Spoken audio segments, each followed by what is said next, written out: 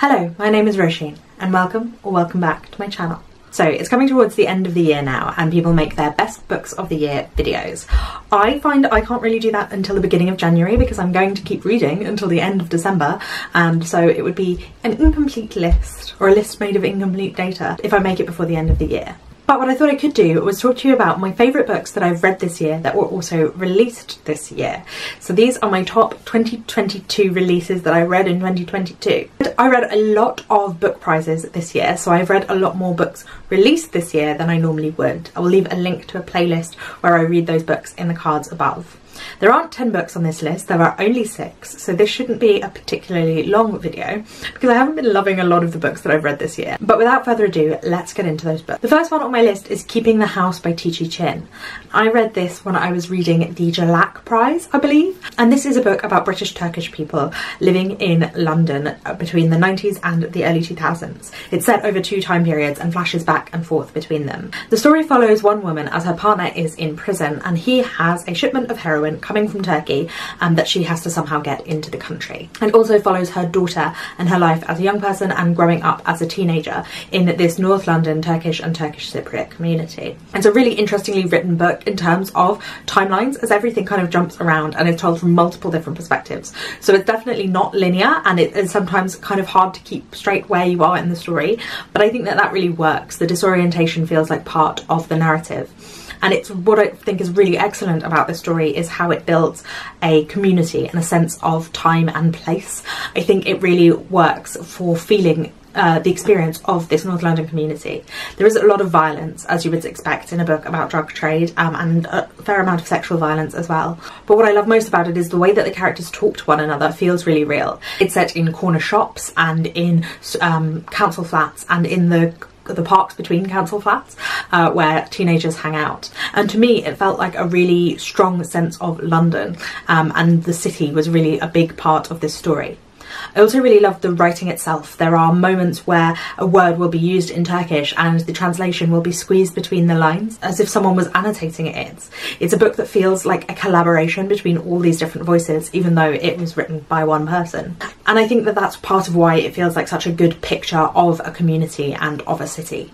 I feel like this part of London, not necessarily the place, but the class of London is not often what we see in literature written in the city, but it's a big part of what the city is. And as a Londoner myself, although I'm from South London, not North London, which is a very important distinction, I felt it was wonderful to read a book that felt like it was set in places that I recognised from my own experience of growing up.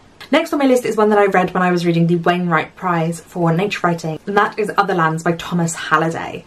This is a really excellent piece of non-fiction that looks at the world from different geographical points over the course of geographic history. Like it goes, not geographic, geologic history. It goes back in time over the course of the different ages, beginning with the Ice Age when there were people, and going back further and further in time until we're in the sort of single-celled organisms in a soup kind of part of the earth, taking a look at different parts of the world and the way that they are a good representation for that time period. I'm not really a huge science person, so to read a book like this that is a very sciencey one, it needs to have a lot more to it than just the science for it to really grip me, and this one definitely did. Partly it's because all of these time periods are so wonderfully evoked and so beautifully described. The writing is really rich and evocative, and the places that he describes feel so visual to me. I felt like I could really see what he was talking about on in front of me, and I think that it would make an excellent mini-series with one episode for each of these ages. I think he's brought to life the world so well. I also like the way that he gets down really into the tiny detail and the smallness of it and then expands it into the greater size of the world. It really worked well to situate you in the perspective and to make the science feel approachable and not difficult for people who are not well versed in that. I also like the way that he used his different time periods to talk about the human perspective and the like androcentric perspective on the world. He talked about like borders and boundaries and what is natural and what is indigenous to a place in terms of plant life and fauna, and how those things are based on our own understanding of the world as it is now, or as it was for the people when they first started recording these things. And so there is like a colonialist aspect to that, because it's a lot of Victorian Europeans talking about the rest of the world. It's not how plants work and how the application of that can confuse us when we are looking at a world before humans. One that I read when I was reading the Booker Prize for Fiction was Glory by NoViolet Bulawayo, and I know a lot of people have not really enjoyed this book. A lot of the people that I've heard talked about it didn't like it, but it really worked for me. It's a story of Zimbabwe and of the coup, or the popular uprising against Robert Mugabe, and the way that this did not change into as much change as the people would have hoped, and the continuation of the regime through other sources. But this has been turned into a fable, told from the perspective of animals. All of the characters in here are animals. I really loved the writing of this. It really felt like oral storytelling, which I think is part of the tradition that NoViolet Bulawayo was tapping into. It felt there was a lot of rhythm and a lot of repetition. Jidada with a da and a double and another da was one of the things that was repeated over and over again, and there was that throughout, which reminded me of when you are reading a poem that is from an oral tradition, something like the Odyssey, where there is repetition of set phrases. It's an anchor point for the person who is remembering to tell the story, and an anchor point for the reader as well.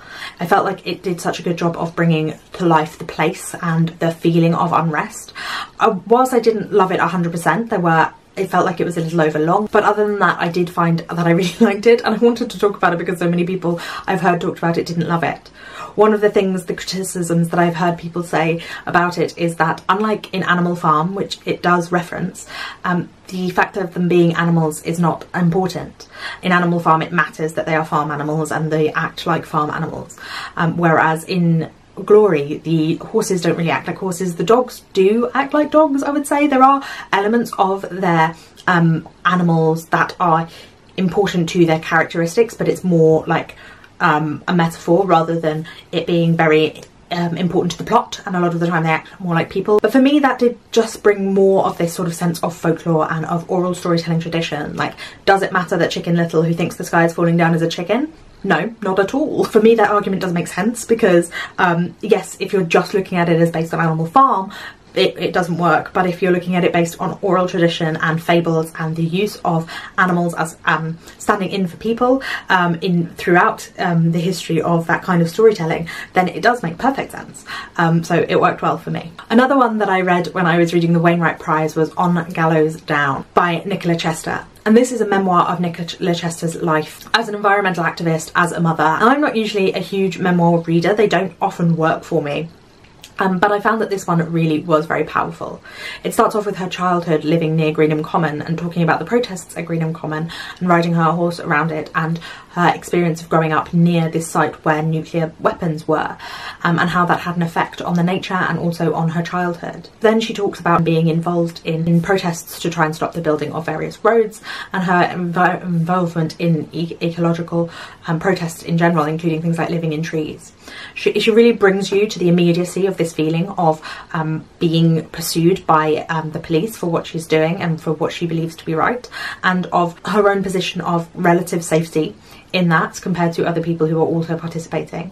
I really enjoyed her writing style. I thought it was beautifully done, and she talks a lot about the landscape and brings the history of the landscape with it as well, tying her own protests to protests of the past, talking about Luddites and the poor laws and the protests against the enclosures of common land and the effect that those enclosures had on the people who lived in the areas, the ways that it changed ways of life and increased poverty in the area.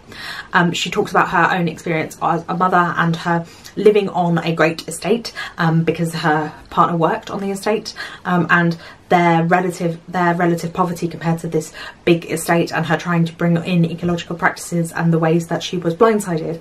And I think that it is a really honest, like, vulnerable look. It really opens up her experience, but at the same time universalizes that by talking about the history and the ways that these small things affect lots of different people. She also leads on the end with her children and her children's involvement in the strikes for the environment on Fridays at schools. It's just so beautifully written, which I find a lot of memoir doesn't seem to go that way. It seems to be a lot more straightforward, but I really enjoyed the descriptions and also the ways that she linked things together. I thought that that was really powerfully done. The other one that was on the bookish shortlist that has made it into my top books of 2020, my top 2022 releases of 2022, is The 7 Moons of Maali Almeida. Again, while I didn't think that this book was perfect, there were issues that I had with it, I did think it was a really interesting read and a really clever book, and I really admired it, even if I didn't fall in love with it quite in the way that I had hoped. It tells the story of Maali Almeida, who is a photographer, a war photographer in Sri Lanka during the Civil War, who has, at the beginning of the book, died, and he ends up in this kind of departure lounge for the dead, trying to find his way through and trying to work out what has happened to him. And there is all this bureaucracy holding him back.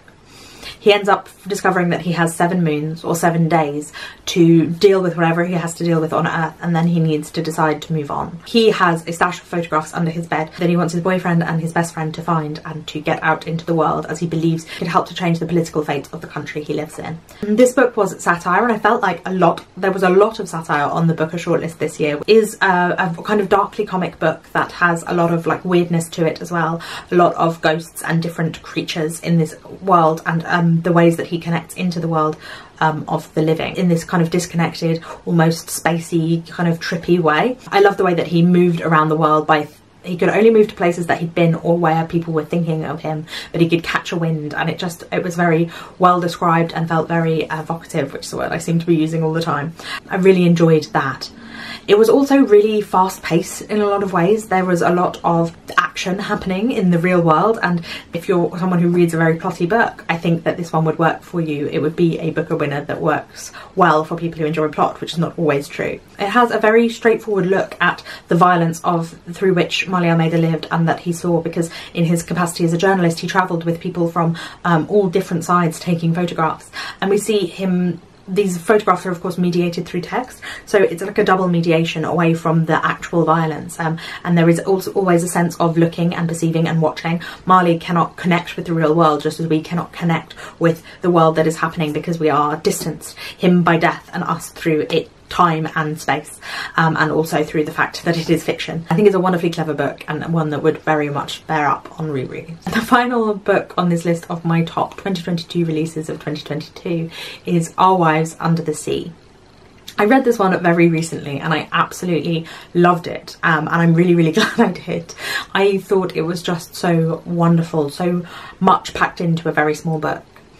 It tells the story of 2 women who are married to one another, and one of the women goes on a trip in a submarine, and she's supposed to be gone 3 weeks, and she comes back 6 months later and she's changed, and her partner is trying to grapple with that change. This is not an unusual thing for her to do. She is a researcher and she has been on trips before, but this one, something happened. And she is now wants to drink salt water and be in the bath all of the time, and is bleeding from the gums, and there is a disconnect between her and her wife. It's told from both of their perspectives. It's kind of a catabasis or catabasis. I studied Greek, I should know how to pronounce that, but of going down into the sea, and a sense of going to the underworld and returning and being changed.